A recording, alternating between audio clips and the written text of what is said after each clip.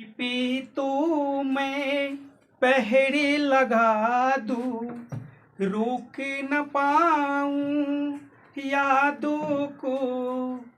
भूली गया तू, मैं ना भूला उन कसमों उन वादों को। दूरी मुझको जीने ना दे, सामने तू मुस्काए। नमस्कार, गुड मॉर्निंग। आज आप लोग के 12th की वीडियो माने 12th के हिंदी पार्ट के एक चैप्टर है सुभद्रा कुमारी चौहान लिखे हैं। उस चैप्टर को पुत्र वियोग चैप्टर है जिसका राइटर है सुभद्रा कुमारी चौहान। आज यही हम पढ़ाएंगे वो चैप्टर को। देखिए, सबसे पहले यहाँ पे एक बच्चे के बारे में कहानी है। बुआ शांत रहिए। यहाँ पे एक बच्चे के बारे में कहानी है कि एक माँ अपने बच्चे के लिए क्या क्या करती है। एक माँ अपने बच्चे के लिए क्या क्या करती है। तो सबसे पहले कहा गया है, आज दिशाएं भी हंसती है, उल्लास विष पर छाया, मेरा खोया हुआ खिलौना अब तक मेरे पास न आया। मतलब आज दिशाएं भी हंसती है, मतलब सारी संसार हंस रही है, जितना दिशाएं है सब हंस रही है। उल्लास विश्व पर मतलब चारों तरफ उत्सव का पर्व मनाया जा रहा है, सारे लोग खुश है। लेकिन अब तक मेरा खिलौना मतलब उसका बच्चा, खिलौना कह रहा है अपने बच्चे को। एक माँ अपने बच्चे को क्या कर रहे हैं, खिलौना कह रहे हैं। तो वही कह रहे हैं, आज दिशाएं भी हंसती है, उल्लास विश्व पर छाया, मेरा खोया हुआ खिलौना अब तक मेरे पास न आया। पूरा दुनिया तो खुशी मना रहा है, सारे दिशाएं हंस रही है, लेकिन जो मेरा लल्ला था, जो मेरा बच्चा था, वो हमसे खो गया है, वो आज तक मेरे पास नहीं आया। तो एक माँ अपना दुख जाहिर कर रहे हैं इस वाक्य के द्वारा। अगला वाक्य है, शीत न लग जाए इस भय से। शीत मतलब ठंड। शीत न लग जाए इस भय से, नहीं गोद से जिसे उतारा, छोड़ काम दौड़कर आई माँ कहकर जिस समय पुकारा। अब देखो, एक माँ अपने बच्चे को, जिस बच्चा का यहाँ पे चर्चा हो रहा है, अपने गोद से कभी उसको नीचे नहीं उतारा। किस लिए? कि कहीं उसे ठंड न लग जाए, कहीं उसे ठंड न लग जाए। इसलिए एक माँ अपने बच्चे को गोद से नहीं उतारा।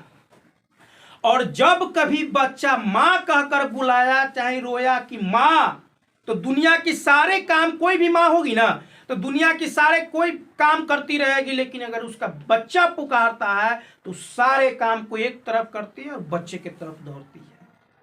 तो यहाँ पर भी वो माँ कर रही है, क्या कर रही है कि शीत न लग जाए इस भय से, नहीं गोद से जिसे उतारा, काम छोड़कर दौड़ कर आई माँ कहकर जब ही पुकारा, जिस समय पुकारा। उसके बाद है, थपकी दे दे जिसे सुलाया। बच्चे को होता है माँ ऐसे ऐसे माने कि ऐसे रख लेगा कंधा पर और थपकी दे देगा, चाहे ऐसे सुला देगा, थपकी नहीं होता है। थपकी दे दे जिसे सुलाया, जिसके लिए लोरिया गाई। लोरी आप लोग सुने हैं? नहीं सुने होता है गांव घर में बच्चे को सुलाने के समय में कुछ खिस्सा कहानी सुनाने लग जाता है, चाहे कुछ जैसे कि मेरे बच्चे सो जाए उस प्रकार से कोई चीज करते हैं तो उसको लोरिया कहा जाता है। तो वही कह रहा है, थपकी दे दे जिसे सुलाया, जिसके लिए लोरिया गाई, जिसके मुख पर जला मलिनता, जिसके मुख पर जरा मलिनता, देख आंख में रात बिताई। मतलब जिस बच्चे के लिए एक माँ उसको थपकी दे देकर सुला रहे हैं, ठंड न लग जाए इस भय से उसे गोद से उतार नहीं रहे हैं, अगर उसके चेहरा पर माने कि थोड़ा भी उसको कुछ हो जा रहा है, तबीयत खराब हो जा रहा है, उसका बच्चा नहीं हंस रहा है, तो माँ सबसे, किसी भी बच्चे के लिए सबसे बड़ा साथी उसकी माँ होती है। हाँ, ये बात सही है। और पिता रात भर नहीं जग सकता है बच्चे के लिए, चाहे कोई भी हो, कोई कोई हो सकते हैं, लेकिन माँ तो नित्य, हर माँ अपने बच्चे के लिए, अगर बच्चे को अगर तकलीफ है, दुख है, तो रात क्या कहा है कि देख आंख में रात बिताई, मतलब रात भर वो जगे हुआ है, अपने बच्चे को सेवाबारी कर रहा है, लेकिन आज उसका वही खिलौना उससे कहीं दूर हो गया है, उसके पास नहीं है, तो अपना पीड़ा का विलाप कर रहे हैं, अपना दुख प्रकट कर रहे हैं। आगे देखिए, जिसके लिए भूल अपनापन पत्थर को भी देव बनाया, कहीं नारियल दूध बतासे कहीं चढ़ाकर शीश नवाया। जिस बच्चे के लिए भूल अपनापन मतलब हमने अपनों को भी भुला दिया, एक अपने बच्चे की खुशी के लिए एक माँ ने हर चीज भुला देता है, तो वही कह रहा है जिस बच्चे के लिए मैं अपने को भुला दिया, पत्थर को भी देव बना दिया, पत्थर को भी देवता पितर मानने लगे, उसको बच्चे की मनौती के लिए पूजा करने लगे, और कहीं नारियल दूध बतासे मतलब कि उसको मनौती होता है ना कि हाँ हमारे बच्चे के ये बीमारी ठीक हो जाएगा तो हम ये चढ़ाएंगे। विभिन्न प्रकार के माने कि लोग मनौती मान लेते हैं, जैसे दूध चढ़ाएंगे, बतासे चढ़ाएंगे, सिरनी चढ़ाएंगे, होता है ना, खसी भी चढ़ा देता है कौन कौन लोग सब। तो देखिए, तो वही कह रहा है कि जिसके लिए भूल अपनापन पत्थर को भी देव बनाया, कहीं नारियल दूध बतासे कहीं चढ़ाकर शीश नवाया। और एक माँ कभी भी नहीं झुक सकती है, लेकिन अगर उसके बच्चे की प्रॉब्लम है और उसके झुकने से अगर उसके ऊंचा बच्चा होगा, उसके बच्चे को फायदा होगा, तो उस बच्चे के लिए माँ कहीं भी शीश से नवा सकता है, चाहे तलवार ही गर्दन पर क्यों न पड़े। समझ गया, ये एक माँ ही कर सकती है। आगे देखिए, फिर भी कोई कुछ कर न सका, छिन गया खिलौना मेरा, मैं असहाय विवश बैठी ही, रह गई उठ गया छौना मेरा। यहाँ पे देखिए, छौना का अर्थ होता है जैसे कि बाघ के बच्चे हुए, शेर के, जो भी चीज के बच्चा होता है ना, तो यहाँ अच्छा मतलब प्यार से दुलार से अपने बच्चे को भी कवित्री छौना कह रहा है। समझ गया, इस लाइन को आप समझिए, कह रहा है फिर भी मतलब इतना कुछ करने के बावजूद भी, माने इतना एक माँ अपने बच्चे के लिए किया है, इसके बावजूद भी फिर भी कोई कुछ न कर सका, छिन गया खिलौना मेरा, मतलब मेरे हाथ से जो मेरा खिलौना है, मतलब उसका बेटा, वो हमसे छीन गया, वो हमसे अब दूर हो गया है, या तो वो मर गया है अभी का, और आगे देखेंगे क्या है, उससे क्या है, छीन गया है। जैसे मान के चलिए एक बच्चा का खिलौना होता है, तो माँ के लिए भी उसका बच्चा खिलौना है, हाँ, और माँ के लिए बच्चा उस समय तक खिलौना है जब तक उसकी माँ जिंदा है, चाहे उस बेटे की आयु 35-50 का है न हो जाए। समझ गए, आगे देखिए, तो विवश बैठी ही मतलब जिस, यहाँ विवश लेखक अपने आप, लेखिका अपने आप को विवश बता रहे हैं, कैसे उसको पालन पोषण, बच्चे को पालन पोषण क्यों करता है कोई व्यक्ति, कि बुढ़ापे में ये हमको सहारा होगा, और जब बुढ़ापे में भी ही उनका बेटा खिलौना छीन जाएगा तो फिर उसको तो कोई सहारा ही नहीं होगा, तो जब सहारा नहीं होगा तो अपने आप को विवश ही न कहेगा क्या, तो उसका सहारा नहीं है। आगे देखिए क्या है, तड़प रहे हैं विकल प्राण ये, मुझको पल भर शांति नहीं, वह खोया धन पा न सकूंगी, इसमें कुछ भी भ्रांति नहीं। देखिए ना कितना बड़का बात कह दिया है कि तड़प रहे हैं, मेरे प्राण विकल हो रहे हैं। अब एक सेकेंड, एगो चीज हम आपको बताते हैं, कोई भी चीज से आपको विशेष लगाव है, चाहे खिलौना हो, वस्तु है, या कोई आदमी है, वो आपसे दूर हो रहा है, चाहे दूर हो गया है, उसके लिए आप जो तड़प जो होता है ना, उसी को विकल कहता है। तड़पता है आदमी की नहीं तड़पता है, चाहे किसी का बेटा मर जाए, चाहे उसे छीन जाए हमेशा के लिए, तो तड़पता है व्यक्ति उस चीज के लिए, जीवन भर उसके लिए मरा, और वही आज कोई छीन के लेके जाएगा तो तड़पेगा कि नहीं तड़पेगा। तो वही कह रहा है कि तड़प रहे हैं विकल प्राण ये, मुझको पल भर शांति नहीं, हाँ, तन को भी जब जिस चीज के लिए वो हमेशा व्यक्ति तड़पेगा तो क्या तड़प स्थिति में किसी को शांति मिल सकती है? और जब तड़प हद से ज्यादा होती है ना, तब व्यक्ति क्या करता है? आत्महत्या कर लेता है। क्यों? अगर शांति उसको मिलता तो आत्महत्या करता नहीं। तो जब व्यक्ति तड़पता है तो उसको शांति नहीं मिलती है और वह खोया धन न पा न सकूंगी। जो धन था मेरा वो अब हम नहीं पा सकेंगे। लेखिका यही कह रहे हैं कि जो धन था मेरा वह अब नहीं पा सकेंगे। इसमें कुछ भी भ्रांति नहीं और इसमें कोई भी माने कि शक की बात नहीं है कि हाँ, चाहे कोई संदेह ना है, चाहे कोई ये ना कह दे कि हाँ हो सके कि वो आ जाए, आपको मिल जाए। इसमें कोई आती के क्या उसको बोलते हैं, कोई ऐसी बात नहीं है जिसमें ये विश्वास करने वाले बातें ही नहीं है कि हाँ ये अभी हो सकता है। जो धन उसका खो गया वो नहीं मिलता है। आगे है, फिर भी रोता ही रहता है, नहीं मानता मन मेरा, बड़ा जटिल है निरस लगता, सूना सूना जीवन मेरा। हम यह स्पष्ट कोई व्यक्ति कुछ चीज के लिए जान जाता है कि हमको वो अब नहीं मिलेगा, लेकिन फिर भी उसके लिए तड़पना। यही कह रहा है कि यह लगता है कि फिर भी रोता ही रहता है। उस चीज के लिए क्या होता है? रोता ही रहता है। ये जानता है कि वो नहीं मिलेगा, फिर भी उसके लिए रोता ही रहता है। नहीं मानता है मन मेरा, मन जो है मानवे नहीं करता है। नहीं मानता मन मेरा, बड़ा जटिल है नीरस लगता। जो जीवन मेरा जो जटिल है वो नीरस मतलब सुना सुना एकदम लग रहा है।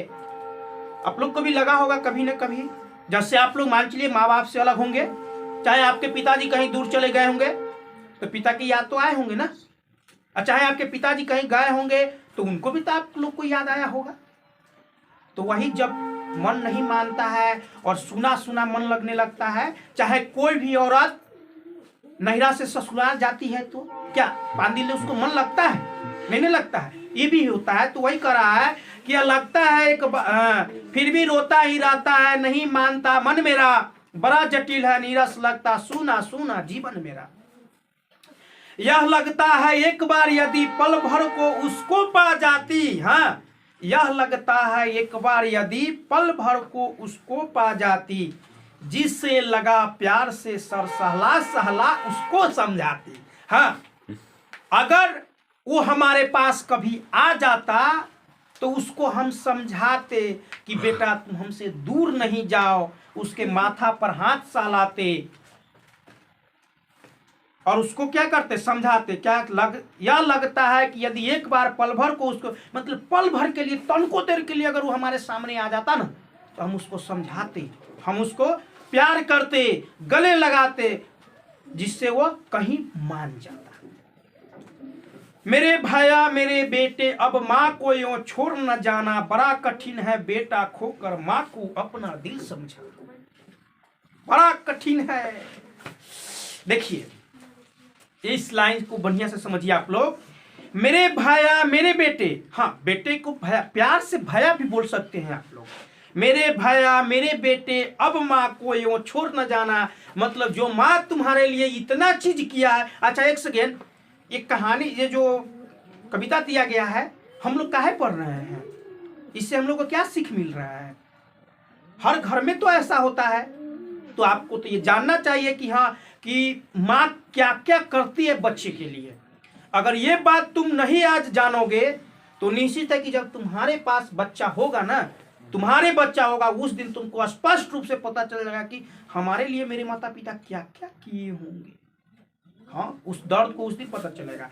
तो आप पाठ के माध्यम से हम समझा रहे हैं कि मेरे भाया मेरे बेटे अब माँ को यूं छोड़ न जाना, बड़ा कठिन है बेटा खोकर माँ को अपना मन समझाना। मतलब अगर माँ भूल, जैसे कि जब माँ को ये पता चलता है कि उसका बेटा ये नहीं है, उस समय उसको अपना मन को नहीं समझा सकता। पूर्ण रूप से जानती है कि अब वो नहीं है मेरा, चाहे अब मर ही गया है। कोई माँ को एक बात बताते हैं, कोई माँ को ये पता चल जाता है कि उसका बेटा मर गया है, सब भूल जाएगा, लेकिन माँ को पता नहीं क्या है कि उसको हमेशा ये लगता रहता है कि कहीं से हमारा लड़का आ गया। अगर भूत बन के भी आ जाएगा ना तो यू उसको गले लगा लेगा एक माँ। हाँ, समझ गया। तो जब बेटा खो जाता है तब माँ को अपना मन नहीं समझा पाता है, माँ अपने मन को नहीं समझा पाता, वो असहाय है, विवश है, क्योंकि एक माँ के लिए उसका खिलौना है, उपहार है। आगे है, भाई बहन भूल सकते हैं, पिता भले ही तुम्हें भुलावे, किंतु रात दिन की साथीन माँ कैसे अपना मन समझावे। देखिए ना, भाई अगर तुम मर जाओगे, बात अगर कहेगा कि अगर तुम मर जाओगे तो भाई भी भुला सकते हैं, बहन भी भुला सकते हैं, कुछ पल के लिए पिताजी भी भुला सकते हैं, लेकिन रात दिन के साथीन माँ, साथीन के मतलब क्या, रात दिन न साथी रहा है माँ। रात दिन कैसे साथी रहा, रात भर एक बच्चा अपने माँ की गोद में सोता है, दिन भर अपने माँ के पास रहता है, पिता तो काम करने जाता है, तो रात और दिन के साथी पिता नहीं ना हो सकता है, माँ होगा। तो वही रात दिन का साथी न माँ कैसे अपना मन समझावे, जो तुम्हारे लिए रात दिन हमेशा तुम्हारा एक दोस्त बन के रहा है, एक पूरा हर चीज बन के रहा है, वो तुमसे एकाएक खत्म हो जाएगा, दूर हो जाएगा, तो व्यक्ति को अपना मन समझा पाएगा नहीं। तो बहुत सुंदर है एक पाठ है कि भाई बहन भूल सकते हैं, पिता भले ही तुम्हें भुलावे, किंतु रात दिन की साथिन माँ कैसे अपना मन समझावे। एक माँ के लिए अपने बेटे को जब पता चलता है कि मेरा बेटा मर गया है या खो गया है, तो वो उसको मन के समझाना बहुत कठिन हो जाता है। हाँ, दूसरा दर्द वो बर्दाश्त कर लेगी, कोई दिक्कत नहीं है, एक माँ के लिए दूसरा दर्द बर्दाश्त करना आम बात है, लेकिन जब उसको ये पता चल जाए कि उसका बेटा इस दुनिया में नहीं है, उस दिन उस माँ को जो मन होता है ना, उसको कभी नहीं समझा सकता है। हाँ, ये बात सही है। जिस दिन अगर ये आज आप लोग को नहीं समझ में आ रहा है, तो आने वाले समय में अगर आप लोग जब उस स्थिति में आइएगा तो जरूर पता चलेगा। एक बार इस पुत्र वियोग पाठ को पढ़ के देखिएगा। चलिए, आज हम इतना ही पढ़ाए हैं पुत्र वियोग में, फिर अगले दिन अगले कोई वीडियो लेके आएंगे, कोई और पाठ पढ़ा देंगे। इसका क्वेश्चन है, क्वेश्चन आंसर हम चाहते हैं कि थोड़ा कुछ बता दे इससे, लेकिन वीडियो लंबा हो जाएगा। देखिए, कवित्री का खिलौना क्या है, तो कवित्री का खिलौना उसका बेटा है, इसको थोड़ा और बढ़ा चढ़ा के लिख दीजिए। उसके बाद कह रहा है, कवित्री स्वयं को असहाय और विवश क्यों कहती है। हाँ, कवित्री स्वयं को असहाय और विवश इसलिए कहती है कि जो एक वृक्ष लगाया आगे चल के फायदा मिलने के लिए, वही अब उसके पास नहीं रहेगा, तो विवश बैठेगी कि नहीं बैठेगी। तो कोई भी व्यक्ति के बेटे क्या होते, वृक्ष के समान होते हैं, ताकि उसको उस लाड़ प्यार से पाला जाता है कि आगे चल के ये क्या करेंगे, हमको सहारा देंगे। लेकिन जब सहारा का समय आएगा, उसका बेटा मर जाएगा, तो क्या वो विवश न होगा, तो क्या अच्छा होगा, विवश होगा ना। आगे देखिए, उसके बाद है, आज दिशाएं भी हंसती है, इसका तो हम आपको समझा ही दिए हैं अर्थ। उसके बाद है, माँ के लिए अपना मन समझाना कब कठिन है और क्यों। हाँ, माँ के लिए अपना मन समझाना उस समय कठिन हो जाता है जब वो यह सुनता है कि हमारा बेटा इस दुनिया में नहीं है। उस दिन उसको मन को समझा पाना कठिन है, क्योंकि रात दिन उसके साथ रहता है, उसके लिए लोरिया गाता है, थपकिया देता है, कहीं सर नवाता है, कहीं फूल बतासे चढ़ाते हैं। वो माँ कैसे मन को समझा पाएगा, ये तो दिक्कत होगा ही। आगे है, एक और है, पिता भले ही तुम्हें भुलावे, किंतु रात दिन का, इसको भी बता दिए हैं। कविता का भावार्थ संक्षेप में बताना है, तो इस कविता के माध्यम से समाज में यही बोध कराने का किया जा रहा है कि एक माँ और बेटे के बीच में क्या रिश्ता है, और एक माँ अपने बेटे के प्रति क्या क्या कर रहे हैं, और उसी प्रकार से एक बेटा का भी क्या कर्तव्य बनता है। ये इस पाठ का भावार्थ मेन होगा। उसके बाद है, इस कविता को पढ़ने पर आपके मन पर क्या प्रभाव पड़ा उसे लिखना है। तो आपको क्या प्रभाव पड़ा है लिख सकते हैं। देखिए, आज इससे ज़्यादा चैप्टर नहीं पढ़ाएं क्योंकि वीडियो लंबा हो जाएगा। अगर आपको मेरा वीडियो अच्छा लगता है तो चैनल को सब्सक्राइब कीजिए और बेल आइकन प्रेस कीजिए, ताकि जब भी हम कोई वीडियो लाए वो आपको सबसे पहले मिले। और हाँ, अगर आपके घर में अगर कोई छोटे बच्चे हैं जो 10 तक पढ़ते हैं, अगर आपको मैथ की प्रॉब्लम है, देखिए मैथ का प्रॉब्लम कैसे सोल्व होगा बता देते हैं। बच्चा मैट्रिक में चला गया, 9th में चला गया, उसको मैथ समझ में नहीं आता है। जानते हैं इसका मेन कारण क्या है? उसका बेसिक जो होता है वो कमजोर है। तो मेरा लगभग 20 या 22 तारीख से वीडियो अपलोड होगा, शुरू से बेसिक मैथ से 30 पार्ट में वीडियो बनेगा, वो ज्वाइन करना आप लोग के लिए बेहतर होगा। उसमें साधारण हम जोड़ से लेके जितना बेसिक है सब पढ़ाएंगे। जय हिंद।